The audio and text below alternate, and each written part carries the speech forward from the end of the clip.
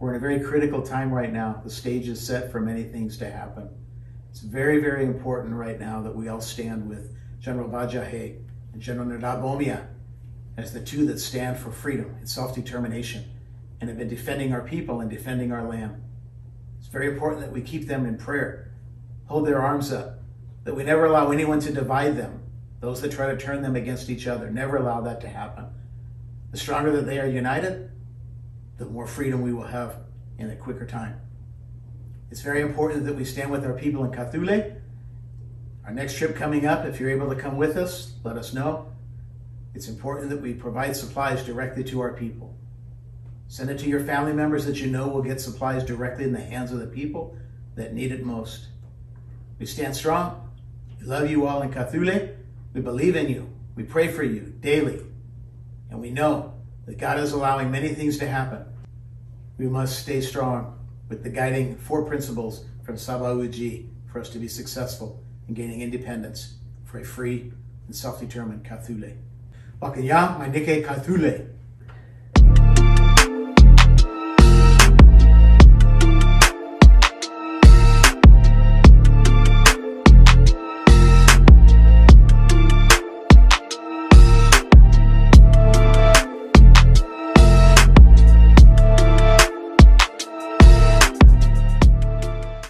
Nilage halage kwadena away ya so to padu haki la KawthoolieRepublic Podcast hanya ni order pwada mu lo podcast lo chora ga no no request ko de ne awara ida kuno malai te wada da mo ko de ne hanya ne putulo mumba wada Thara awada Dr Kevin no in this evening podcast in KawthoolieRepublic Podcast.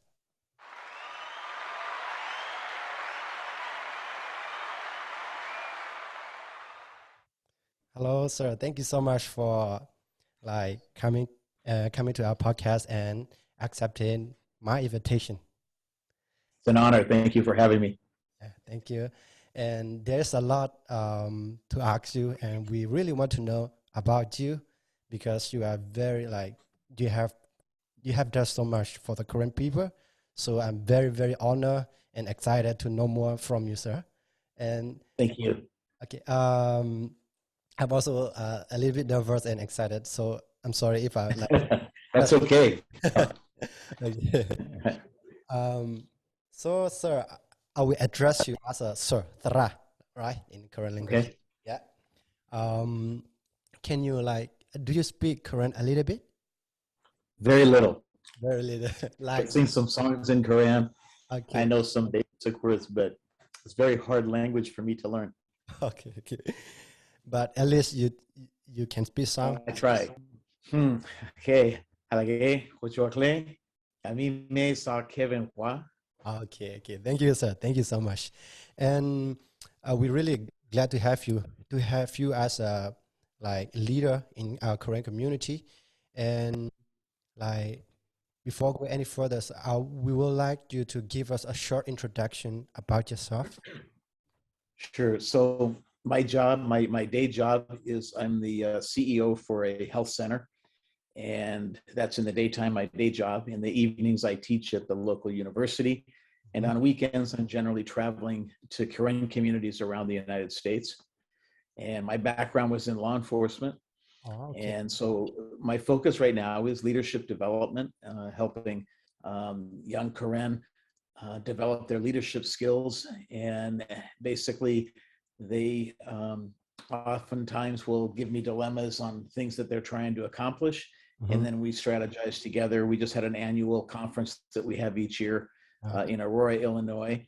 And that's always an amazing time. That we also, get time with, we sometimes have calls with General Bajahe or General Nerdabomia to give us updates on what's happening in Kawthoole. And then right now we're planning for an upcoming trip to Kawthoole as well.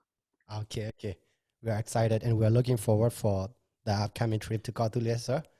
Yes. And you have made so much effort and you had sacrificed a lot for the Korean people.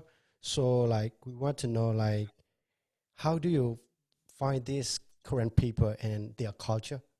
So I met the Korean people in about 2010 in San Diego, California. And it was when the young people had just come here as refugees, and they were being jumped by local street gangs.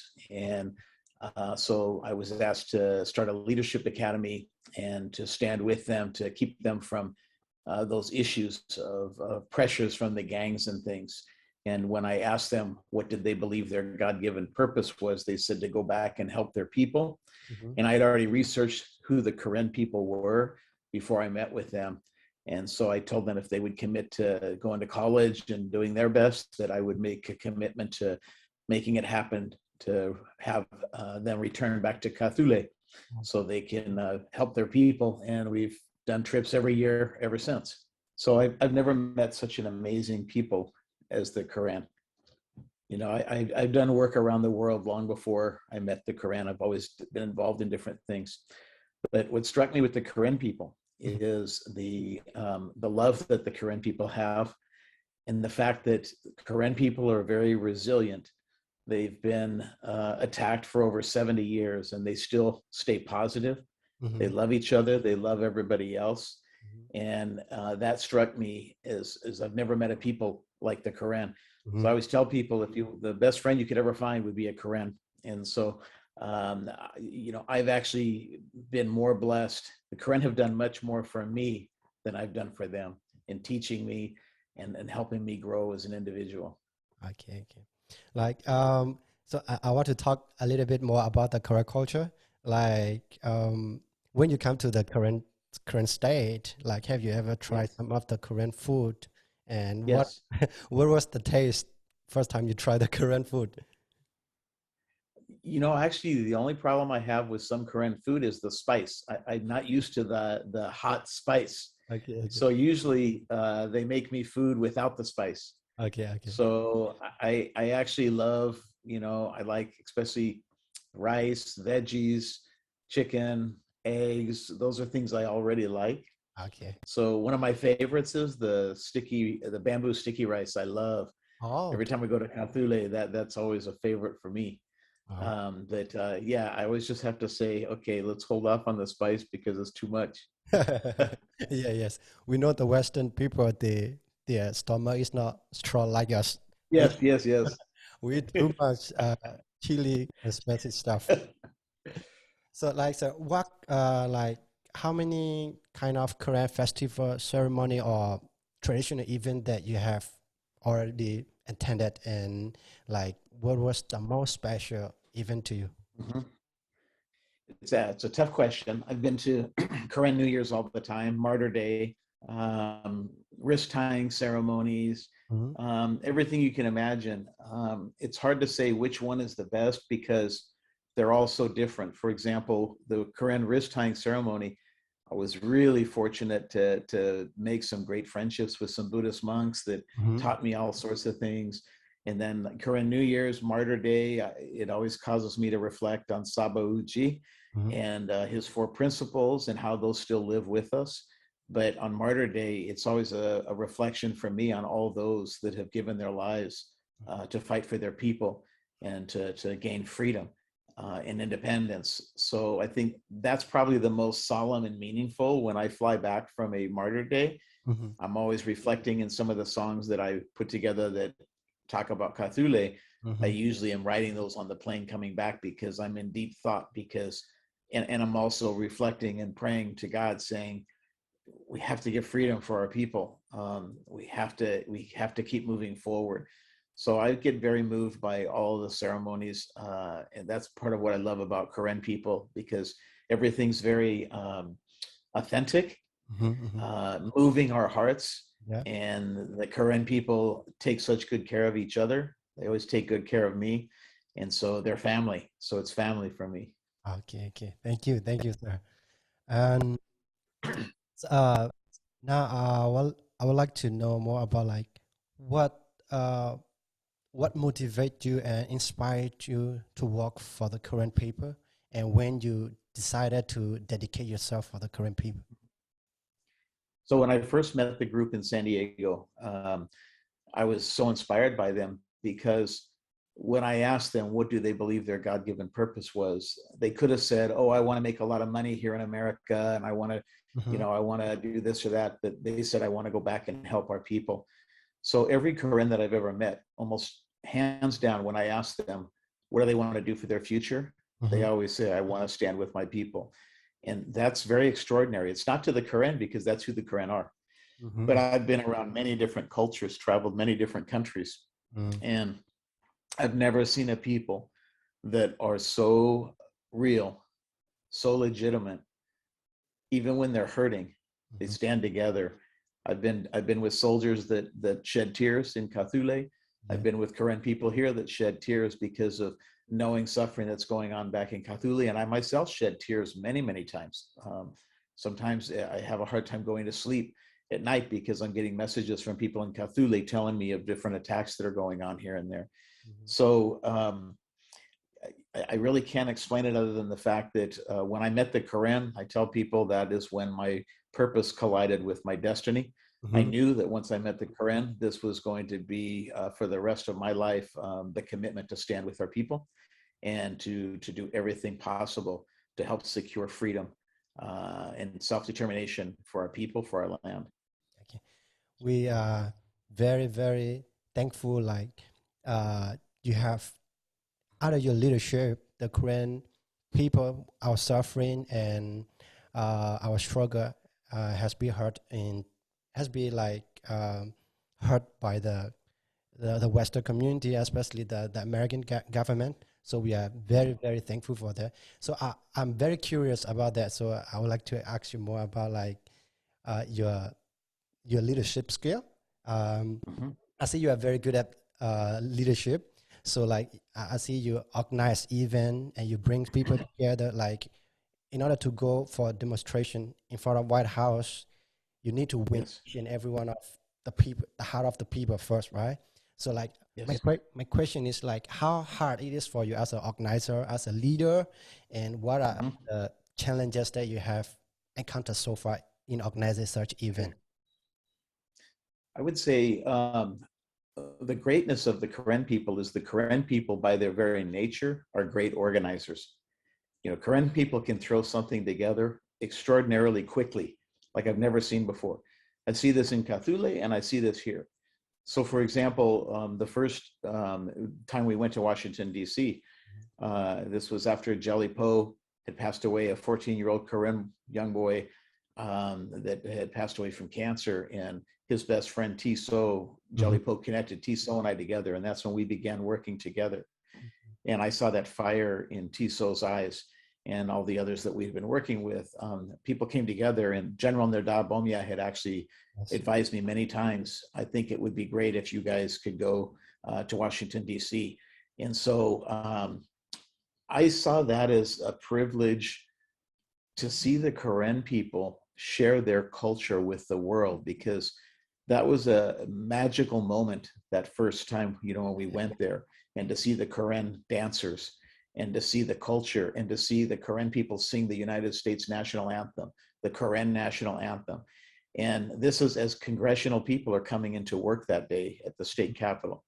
So people got to know firsthand the greatness of our Karen people, and that was phenomenal.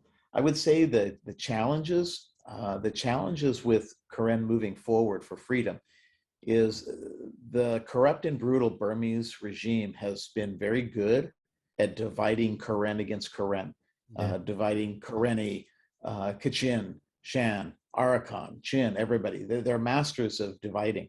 And so one of the greatest things that I initially saw was the Burmese using the NCA to divide the Karen people. And I saw this because the next year that we had the Washington, D.C. Demonstration, there were Karen people that were trying to tell people don't go, and these were like NCA people. And it broke my heart to see that. I wasn't angry at the actual NCA people as much as I was angry at the Burmese regime, because they know exactly what they're doing. So my hope moving forward is that Karen realize the dividing has got to stop, because that's done purposely by the enemy to weaken our people. And now more than ever, we must come together. Hopefully the NCA people learned a valuable lesson that you can never make a deal with the devil. And when I say the devil, I mean the Burmese regime. When we saw the coup happening, the coup happening and all these things that are going on right now, I think that God is in control. He knows what's happening. And I think these things actually can help propel us to freedom and self-determination if the Karen people would stay united 100% and accept nothing less than 100% freedom and self-determination. Federalism will not bring that. That'll bring more division because the Burma region cannot handle a centralized power, because anyone that holds those roles will always try to dominate the region. The power must be decentralized, meaning each state must have their own constitution and things like that. So I kind of come together with all that because it's all connected. So the more that we unite and stop trying to be in control, in other words, the 2-point people that I see, that I saw from day one, the most incredible 2 men that I've ever met in my life, is General Bajahe and General Nerdabomia. Yes. These 2 are on the ground and they're fighting every day for freedom and self-determination. In my opinion, for me, I yield to their leadership. I never ever take actions or do anything without consulting and making sure that it aligns with them. And that's what I think everybody else needs to do. Yes. Because what happens is one group has an idea, another has an idea, and everyone's doing things separately, but it starts taking us all in different directions, and that weakens us. Yeah, yes. And like talking about the division among the Korean people, right? So like for you, in your point of view, because you know more about this, like theoretically speaking, practically speaking, you know more about this. And when you look at the current situation, and we are the victim of divide and rule policy, right? So Yes. I see not even nowadays there is so much division among the Korean people. So can you like advise us or one against give us like warning against all those division that maybe coming from the Burmese military? Sure. I think that, it's very difficult because it's been going on for so long. When I look at, for example, I had some very dear friends that, because of the politics of the NCA and my speaking out against the NCA, that our friendships were fractured very seriously. And so for me, I still love them. I still think the world of them. I still think they're good people, but I disagree with taking the Karen people down that path. Yes. So we have to be able to understand that it's okay to disagree with each other, but don't attack each other, because when we attack each other, that's where the challenges occur. And so, and I'm on a journey with this too. I'm living and learning as well. I'm trying to learn to be more patient. I'm trying to learn that we don't all have the answer, and individually we don't have answers. Collectively we have answers. Yes. But what I see is there's too many people that want to be in charge. And you can see this manifest itself in, this group doesn't like this, so now there's DKBA, and then there's BGF, and then there's another DKBA, and then the BGF kind of splits, and all these different things happen. When the reality is, we have to quit being so complex. It's very simple. It's very simple. Do we want Kawthoole to be what it always was intended to be? Okay. Historically, evidence shows the Karen people, that is their land. There's no disputing that. Burma will try to rewrite history, but there's no disputing that. The Karen people were there long before anybody else. So to have a free land and Karen people, what Karen people are known for around the world, and what Karen people, they themselves tell me that they love, the simple life, Yes. farming, loving each other, having their family. So that's the end goal. The end goal is to have a free Kawthoole that people can live and celebrate their culture, not have anyone tear down their flag or tell them they can't celebrate Martyr Day, that they can have freedom of religion. If they want to be Buddhist, if they want to be Christian, whatever it is, that's their choice. And so that's the end goal. But the only way to get to that end goal is for us to be realistic. And so when we start working with the enemy, like the NCA was doing, that was the way that the Burmese government continued to have their hands out there, their claws in there to divide. And they entice people with money. But see, one of the things I've always loved about the Karen people, most Karen people are not about money. They're about love for God, Yes. love for their country, love for their fellow people. And so I think we have to get back to basics. We have to get back to basics And I think it's possible 100%. Like people ask me, do you really think that we could ever get freedom? Absolutely. If I didn't believe that, I wouldn't be wasting my time. Mhm. I only take on something that I believe is going to happen. And I believe 100% that it will happen, but it all depends on all of us. Mhm. And instead of us all thinking we're right and everybody else is wrong, for me, I just step back and I yield to the two key leaders. I've done poll after poll. The majority of Karens support Bajahe and Nerdab Bomia. That's who they support. And the Yes. reason is because they love them, because they know that they're the ones actually defending them. They're the ones helping them, all those things. The politicians that hold more hands, they hold hands with the Burmese generals more than they do their own people. Yeah. People just got to realize that's Burmanization, and Burmanization will never lead to anything other than enslavement, because Burmanization by nature, the Burmese generals have always stated that, like they said, that you'll find Quran only in a museum. Yeah. Yeah. They've stated publicly always their decision, and this goes back to Aung San Suu Kyi's father. His whole goal was to rid the region of all ethnic people and have one culture of Burmanization. And in fact, so deeply and so evil Mhm. that when the Burmese soldiers were raping the women, the ethnic people's moms and wives, it was not done just to be mean. They wanted to Burmanize the blood. It Yeah. was an actual directive from Aung San Suu Kyi's father way back then to Burmanize the blood. That's how evil the Burmese generals are. Now we're in a unique situation now because, before the Burmese people, the Burmans oftentimes look down on the ethnic people. Now we see them trying to get the ethnic people to help them because now they feel the wrath of the corrupt and brutal Burmese regime. Mhm. The ethnic people have felt this wrath for over 70 years. Yes. So there's unique situations right now that we have to rise to the occasion very quickly because time is not on our side. Mhm. So my hope is that people kind of reflect and they start yielding to General Nerdan, General Baja, Yeah. and allow them to direct all of us and say, here's what we're seeing. And then we all have to learn what's called followership.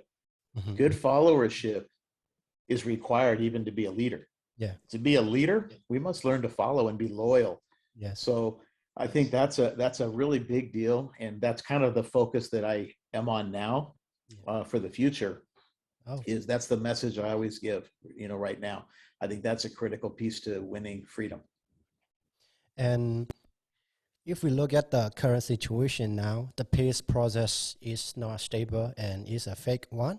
And so when we talk about that, like, according to you, is that which approach is more like practical and best for the current independence approach, which is our self-determination, or the federal approach? Sure. So federalism is something that can work in some places in the world. In the United States, we have a federal system, Mhm. but it's very different because historically, the way the United States was founded was on these principles. Burma is a whole different story. Burma is founded on totalitarianism and dictators, right? Yes. So, what people have to understand, the reason that the Burmese generals have always said they will never allow statehood, they will never allow independence, Yes. and they actually didn't want to allow federalism. Mhm. They will end up allowing it probably now because they've been forced. But their problem with federalism is you're still enslaved to the central Burmese government. Yes. So even let's just say NUG gets in there and takes power. I've been on some of their calls. There Mhm. are some people in there that are also in the camp of the Burmese generals. So what my prediction is NUG will end up evolving into the same thing that the Burmese generals have done. There will Mhm. be a lust for power to control that region. Part of this is because China develops this mentality.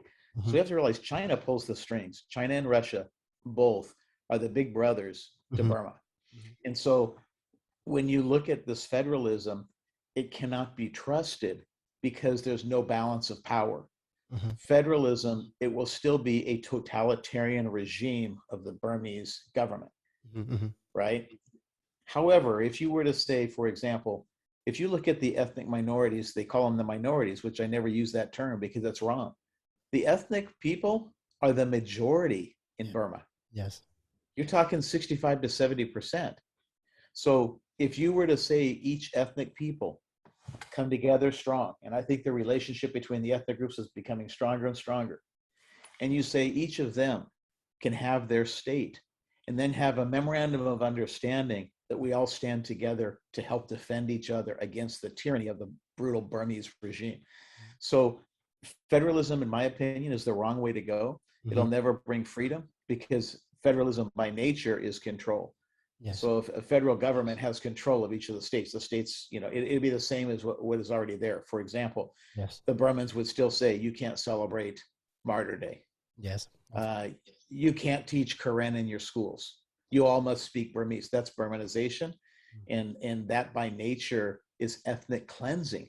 And so we can't allow people to dumb us down. That's why it's very concerning to me when the self-appointed leaders of KNU always speak in Burmese. They've already lost their Karen identity. They already are more loyal to the Burmese generals and to fall into Burmanization because of the money that Burmese generals are really good at getting people hooked onto money and things like that, money and power. So you have this group of people that was never elected by the Karen people, and they're forcing this on all the Karen people. And the same thing happens in the other ethnic states, because they share with me very similar things. And the reason all of them are going through the same stuff is because it was all designed and orchestrated by the corrupt and brutal Burma regime. Yeah, yes. So I'm not a fan of federalism, and I think it's naive for anyone to propose that federalism is going to solve the problem. Yeah. Federalism will just be like the NCA. It'll be used to continually erode the independence of each of the different areas and to erode everyone's culture for their ultimate goal. Make no mistake, their ultimate goal, Burmanization of that region. That's their goal. They publicly stated, and it will never change. Yeah, yes. And we have seen throughout the history, and the history repeated itself. Like that's why the Korean people, we are in this, this cycle always, and we never get out of it. So talking about like self-determination, for me, like personally, I prefer like external self-determination, which is independence, right? Like you just said. So the question is like, is there any possibility, or what are the challenges in case we choose the approach of external self-determination? So in my opinion, what stands between us and freedom and self-determination is our own self. A house divided against itself cannot stand. A people divided against themselves cannot stand. That's why Burma generals love to divide. The reality is all the Karen people, it's actually a very simple process. You make a declaration of independence. You rid the KNU leaders. You expel them. They were never voted by the Karen people. And there's a process with the UN that you can go through this process of independence. And the best case would be all of the ethnic people doing it simultaneously together.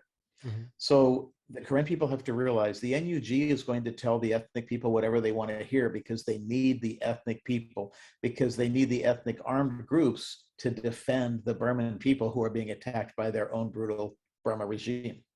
So the NUG is going to say whatever people want to hear. Oh yes, we're going to give you this, but it won't happen, because in the NUG there are many people that were also a part of the Burmese general government and regime. So it's a good start per se. Like, I don't blame the Burmans for rising up. They should rise up. They should be trying to expel the Burmese generals. But they have to then stop and say, we have to stop trying to dominate our ethnic people. Let them live free in their respective states. There's enough land over there for everybody. Look at the amount of land. The Burmans should take their areas. Each of the ethnic people should take their areas. And I don't mean the areas currently now, because Burma's pushed into a lot of areas that they should be out of. Like Pa'an is the capital of Kawthoole. Yes. That should be returned back to Kawthoole, right? So, I mean, these things actually are not that difficult. The difficulty is everyone wanting their hands in it. So followership is, if you look at like the United States, the president of the United States, the president of the United States has a lot of power. And the reason is because the more people you have trying to control things, the less things will happen, because everyone's going to argue and fight, right? If you have point people like General Bajahe and General Nirabomia, what is powerful to me about these two men is General Bajahe is an amazing military strategist. I mean, just incredibly brilliant man. General Nerdabomia is an incredible statesman. General Nerdabomia is master at building relationships. He speaks multiple languages. Mm-hmm. The two of these guys together make the whole. Yeah. These two are phenomenal. Yeah. So what people need to do is, like, when I see people that are orchestrating, like, they'll try to build up General Bajahe and tear down General Nerdabomia. Mm-hmm. These are the most dangerous people for our current people, because anyone that would divide these two has ulterior motives. These are people that have agendas.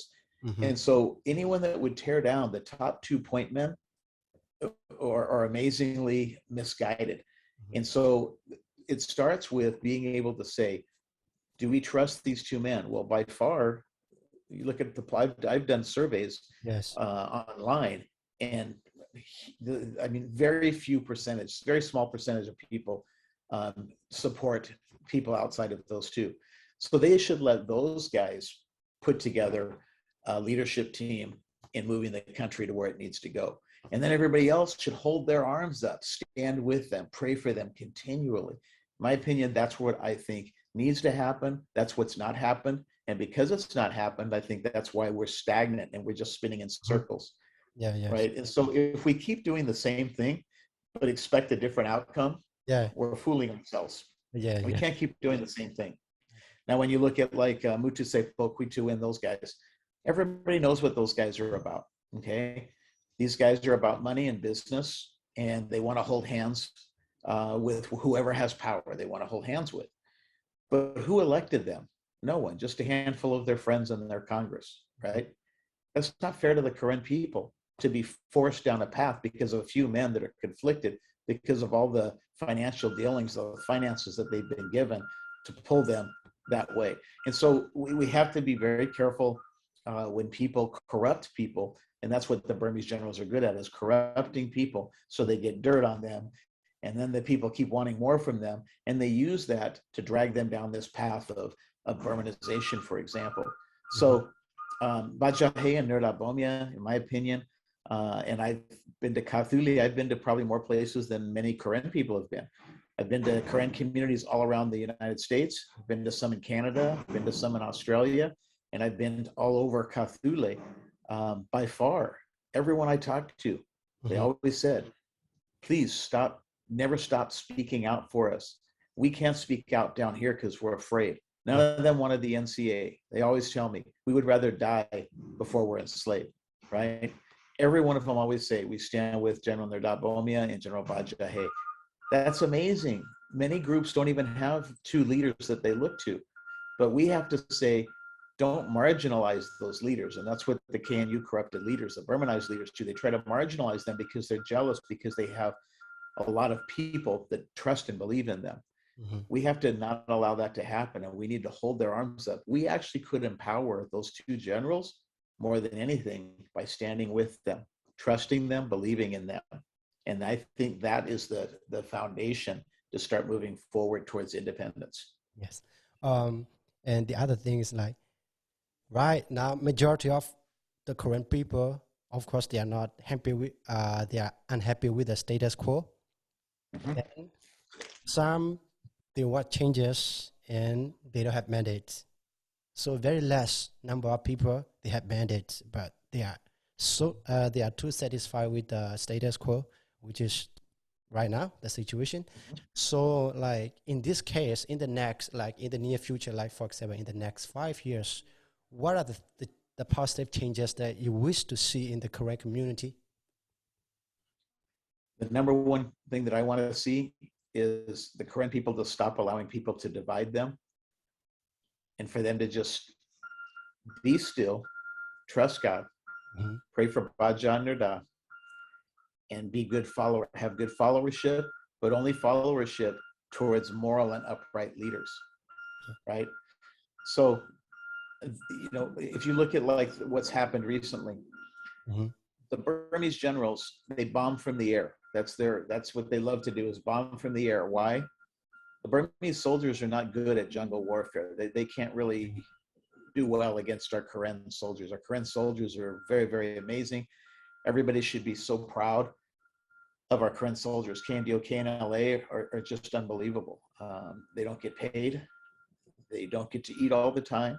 They're often hurting, trekking through the jungles. They do it because of their love for their people, and most importantly, their love for freedom and self-determination. So, what I'm like in 5th Brigade, I'm very proud of, the Burmese generals noticed that when General Bajahe pushes these Burmese camps out of that area, which is exactly right. He's got to secure 5th Brigade. We have to secure Kawthoole.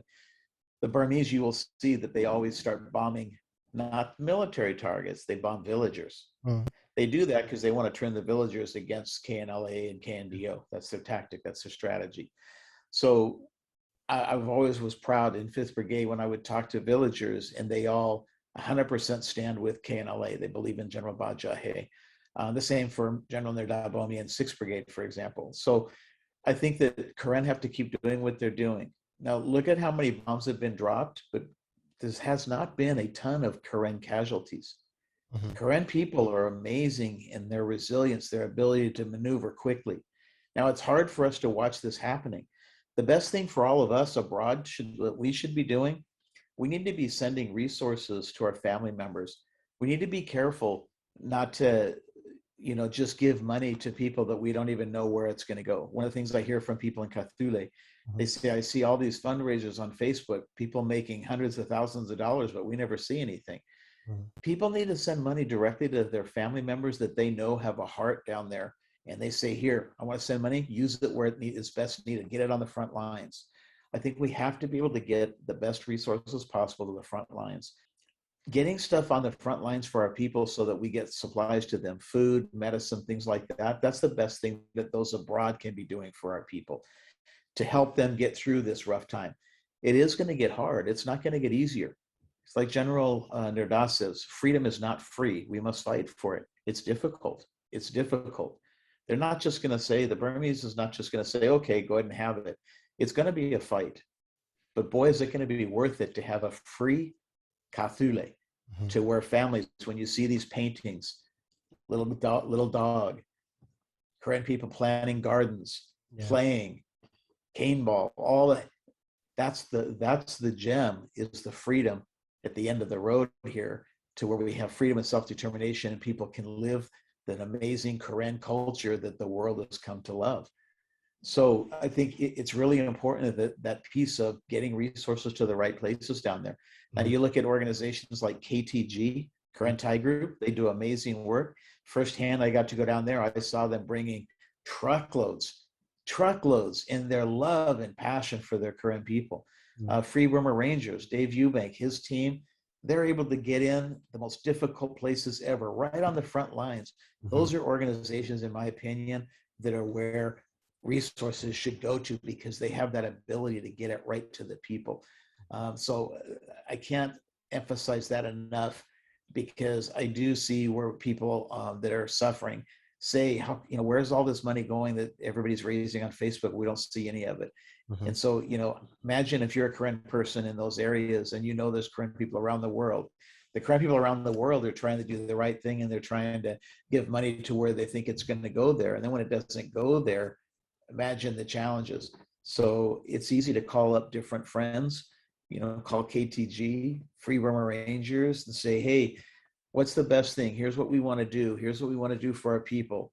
The other thing that we like to do is if we have a community that says they want to do something, we do a video, and we let that community make a video saying, to their Korean people in Korean. So they tell them, we love you, we're sending some resources to you. And then we let them on the ground do a video back saying, thank you for these resources. Things like that, to where it connects people, that Korean people realize they're not alone. We all stand together. Everyone's just in different circumstances. Does that make sense? Yeah, yes. Thank you so much, sir.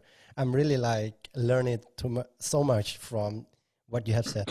Especially I learned about the followership, which is really, really needed in Korean community. We need to choose the right person to follow, right?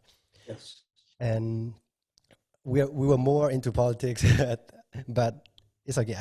Those are the things that we must talk about. And now I want I want to know more about your activities. Like you have a group called Power Mentor, right? So Yes, you're yes. a founder of Power Mentor. So like, can you tell us what really is Power Mentor and what are the vision and objective of Power Mentor? Sure. So Power Mentor was founded in 1999, and it was to develop leadership skills. So at the time, I was doing a lot of work in Mexico, El Salvador, went to Russia, different places. And I saw a gap in a lot of cultures. There's a disconnect between young people and the elder people. And so, for example, in Karen, I noticed right away that I would be talking to people and then I would ask the young people. And when I say young people, I mean people that are in their 20s. I would ask them something and then the elder person would say, well, that's not the best person to ask. They're just a youth. Mm-hmm. But we can't marginalize the young people. And what I've had to tell the elder leaders is, listen, you are dying. Mm-hmm. You're dying and you're going to be gone from this earth soon. Mm-hmm. You have to pass the torch to the young people. We can't marginalize the young people. If you want to talk a best example, how old was Jesus when he started his ministry? 13. Yeah, 30. So imagine, imagine people saying, who's this kid? So much so that his mom tried to control him one time and he had to say, Mother, what have I to do with you? Mm-hmm. I have to go about my Father's business. Mm-hmm. So Power Mentor is really into helping people be at their best and develop leadership skills. We do it through different modalities. Mm-hmm. Simulation training, where we talk through scenarios. For example, in Kawthoole, we talk through the scenarios of situations that are happening and how could those things have been done differently Mm-hmm. to have a different outcome.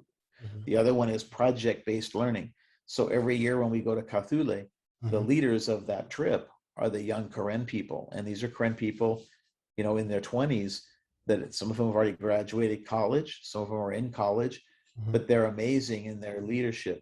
What I've always appreciated about General Bajahe and General Nerdabomia, those two have always held such value to our young people. Yes. They listen to them. They don't just talk to them, they listen to them and ask them for their ideas and things like that. That's very powerful. That's why those two men are best poised of all of Karen. They're the best leaders poised to lead to the future because they will bring the young people with them. And that's our future. So we've been doing it for many years. What it looks like in the United States is helping young people navigate, not telling them what to do, not saying, oh, you have to go be a doctor, you have to go be a nurse, you have to go be a teacher.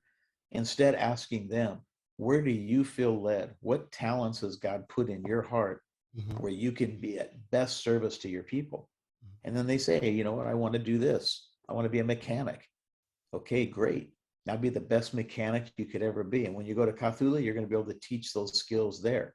So it's mentoring people and then teaching them how to mentor others as well. So the term Power Mentor is referring to the mentor model that we used is the most powerful at elevating leaders very quickly. So very quickly, leaders build confidence. So we're not into having a big group, of like 10,000 people and saying, look at all of these people. We have smaller groups all over the world, smaller groups all over Kawthoole. And these smaller groups, they create their own vision of where they think things should go. So for example, in Kawthoole, we have guys in 5th Brigade, we have people in Kachin, we have people in Arakan, different places. And they'll have a point person, and that point person is telling me the vision of what they feel they're going to want to do. And then I help get them resources to do that. The best example would be our leader in Htee for our Leadership Academy, Laban. He's amazing. And I remember the first time he came to me and he said, I have a vision and I want to have a school. And he started telling me all about it. He told me about it, and I right away got put in my heart, stand with him. And he and I have held hands the whole time, standing together. Every time he has told me he's going to do something, he does it. And that's what I noticed the difference with leaders that we're developing is they're people not of talk, they're people of action. So we're not into like, let's just go talk about stuff. No, we're going to go do stuff. So for example, Laban would call me and say, Kevin, I need X amount of money, and here's what we're going to build. I'd send it. Next thing I know, he's sending me pictures of it already complete. you know, how it develops these leaders like him. When the bombing is going on at Htee Soe, he's rising up. He's not running away. He's staying right there. He's staying put for all of our villagers. So, you know, there's a lot of similarities. Like I've learned a lot from Dave Eubank and his leadership philosophy, and we've embedded some of those same principles because I saw the power in it from how he trains the Free Burma Rangers, which is just phenomenal. And they've been doing this probably longer than anyone. And his family, I mean, you look at his family and their hearts that they have, and just the whole makeup of that. So that's Power Mentor. We're not into let's create this big, powerful organization. We're decentralized, very decentralized. Mm-hmm. Interestingly, why the power in Burma should be decentralized. It's not good when someone wants to be a leader because they love power. Mm-hmm. We're not about power, we're about influence. There's a very big difference. Yes. Power is not sustainable, but influence is very sustainable. Right. So that's kind of the models we have. And so, for example, as a leader, our leadership model is we want to model the right behavior. We model the behavior to others, which we want to see in them. So if I want you to be a certain way, I have to model that behavior first to be an example, right? And involving people. We all make collective decisions. Mm-hmm. There's times that our team, they're 19, 20-year-olds, and they tell me, Kevin, no, you're wrong. We're not going to do it that way. We got to do it this way. And I yield to that. I yield to their expertise because they know more than I do. When we're in the jungles of Kawthoolie, I trust them. Kevin, we got to go this way. Let's go. Okay. All right. And then the other one is connect, building strong connections, building relationships that don't get severed. And the thing that people got to realize, like I've had many people tell me, they go, you're so fortunate you have so many good friends. But I tell them this, to have good friends, you must first be a good friend. Yes. You have to be a good friend. Being a good friend is never trying to destroy other people. Yes. Because I don't get my own way. If I don't get my own way, I'll destroy you. No. I've had many people, young people with Power Mentor that say, you know, I want to go and do this, and I don't particularly agree with it. And I say to them, I'm concerned for this, and this, but I respect you, and let me know how I can help you. Yeah. And then they go off and do great stuff. That's what leadership truly is not hanging on to people, sending them out, trusting that God's going to take care of them. I can't be present all the time. I can't be everywhere. You can't be everywhere, but they can always have God with them everywhere. Yeah, does that make sense? Yeah, that's true. That's true. Okay. So like the team has done a great work, great effort for the Korean community. So, because I have seen in the update in the video that they have posted, so everything, it was very, very helpful for the Korean community. So according to you, what I want to ask is like, what are the accomplishment that you have done and you're really proud of? You know, it's a very tough question because I don't see things as particularly accomplishments. Mm-hmm. The greatest accomplishment that I am waiting for is for Kawthoolie to be free. Oh. That's when I'll rest. Okay. So until we get freedom, yes, I see little steps. We're making little steps. When we get freedom, that's the day that we all celebrate and say we have accomplished our ultimate goal, and we have walked through this together as a team. You know, like we have a challenge coin, and the couple verses have been very strong for all of us. Mm-hmm. And that one of them is in Joshua 1 verse 9. It says, "Be strong, be brave, be fearless. Mm-hmm. We're never alone. God's always with us." For me, if we take God out of the equation, mm-hmm. we will all fail. We will all fail. Yes. And so we have to keep that. The other one is Micah 6:8. For us as leaders, we have to be we have to love justice, mm-hmm. right? Things to be just, love mercy, and we need to always be humble. And one of the things that we have to always remember, we all have to be transparent and accountable. Yeah. We have to resist corruption, because that's how the Burmese always takes leaders. They corrupt them. We have to resist that kind of stuff. And we have to have passion for the people, for the Karen people. And then the other one is we have to realize no weapon can hurt us. This is Isaiah 54:17. No weapon can hurt us. Mm-hmm. And we'll have an answer for accusers. God says he will defend us. one of the things we talk a lot about, don't worry what people say about you. Mm-hmm. Don't try to please people. If you're a good leader, you're always going to have people that don't like what you're doing because you're creating change. Mm-hmm. But don't worry what people say. Don't worry at all. Just keep moving forward. And that's been a huge thing for me. People talk bad about me. I can't focus on that. Okay. I'm not here for them. Yes. You know who I'm here for? God's called me to stand with the people suffering in Kawthoole. Right. And when I talk to them, they tell me, keep doing what you're doing. And so that's the direction I take. Who I listen to is those suffering. Yes. And Yes. then who helps guide me?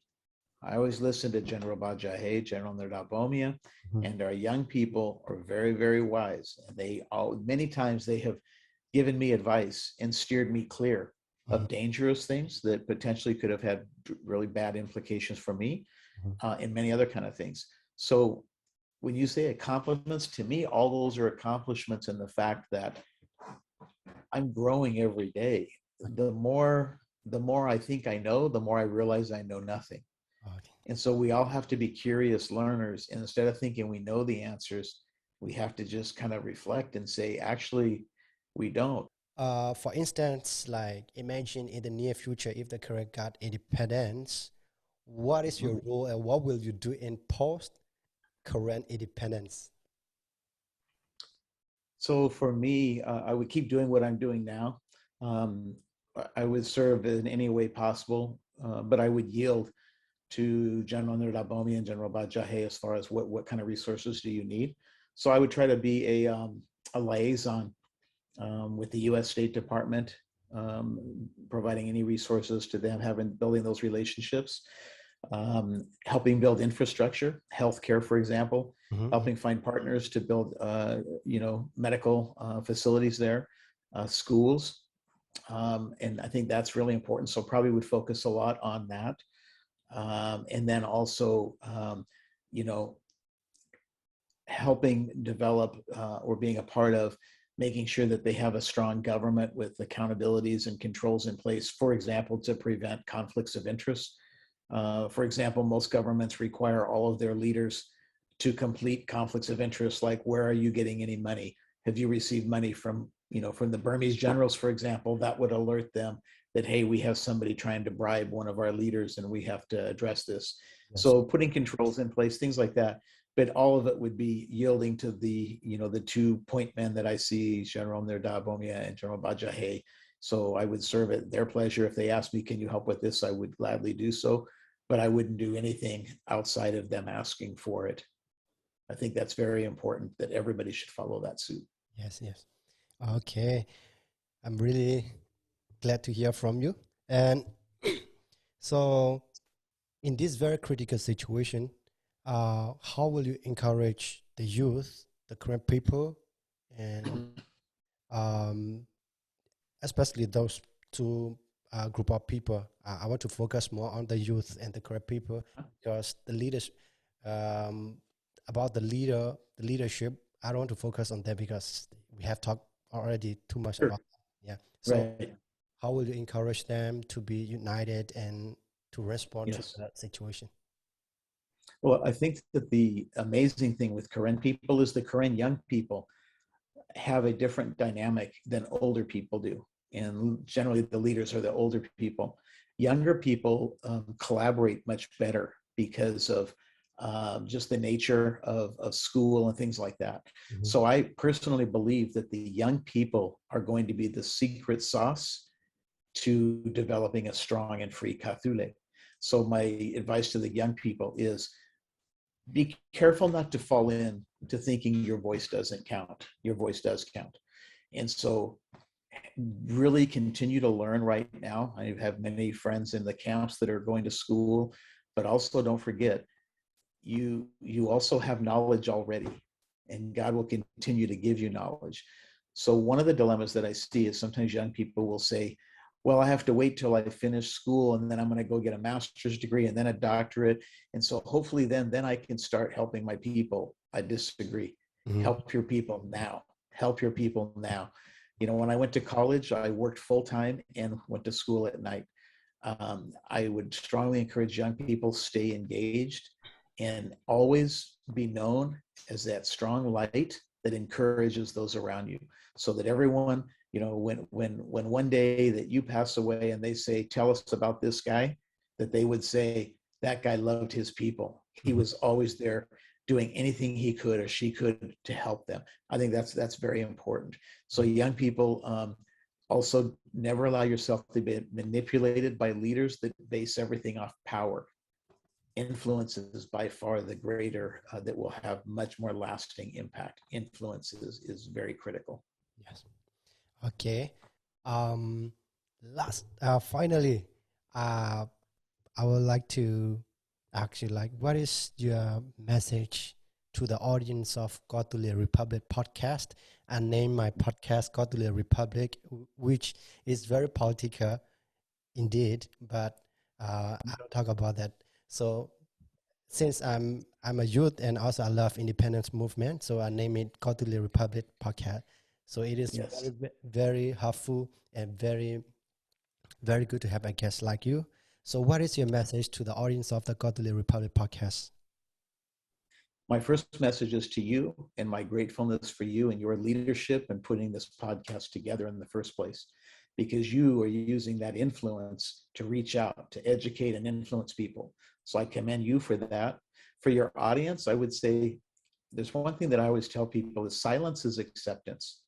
If I stay silent in things, I'm just going along with what everybody else says. Don't be silent. Now, I don't mean that you have to yell and scream. I'm not talking about that, but always have dialogue. Ask people questions. Dream about the future of what is independence. What will that mean to Kawthoolie? Never stop dreaming and never stop reaching for that ultimate goal. I believe 100% we will accomplish this in our lifetime. And I actually believe that if we do things right, it actually is right around the corner. But it's going to take everybody. And it's going to take your generation to be the ones that are the point people. Okay, we have to build succession. One day, General Bajahe and General Nerdabomia will pass away. Yes. And then who's going to step up to the plate? So young people right now, you are truly the future Kawthoolie. And so my advice to you is learn as much as you can, but don't just learn. The greatest learning happens through experience. Yes. So go out and experience things. Take risk. Yes. If you dream about doing something, like when you probably were dreaming to do this podcast, there were probably times you thought, well, what if no one listens? What if this? What if that? And we always come up with the excuses. Push through that and have the courage to take action. Action speaks louder than words always. And so that's the advice that I would give them. And stay strong. You're an amazing people, incredible. Karen people are the best friends anyone can ever have. So be so proud of Kawthoolie and culture and all that you stand for. And many people around the world, we stand with you 100%. Many, many people deeply love our Karen people. And we're deeply proud of everyone. Thank you so much, sir. At the end, I would like, on behalf of the team, KawthoolieRepublic Podcast team, I really, really appreciate what you have done for the Korean people. And thank you so much for coming to this podcast and share with us your knowledge, experience. And the most important things that I learned from you is followership. That's very, very important. So thank you so much. And it might not be the first or the last time for you to be here in podcast. And the next time, we're looking forward for you to come and encourage us also. And if you come back to Thailand also, we wish to see you in person, and we will be very, very glad to see you. I would love to see you my next trip. Absolutely. We will keep in touch.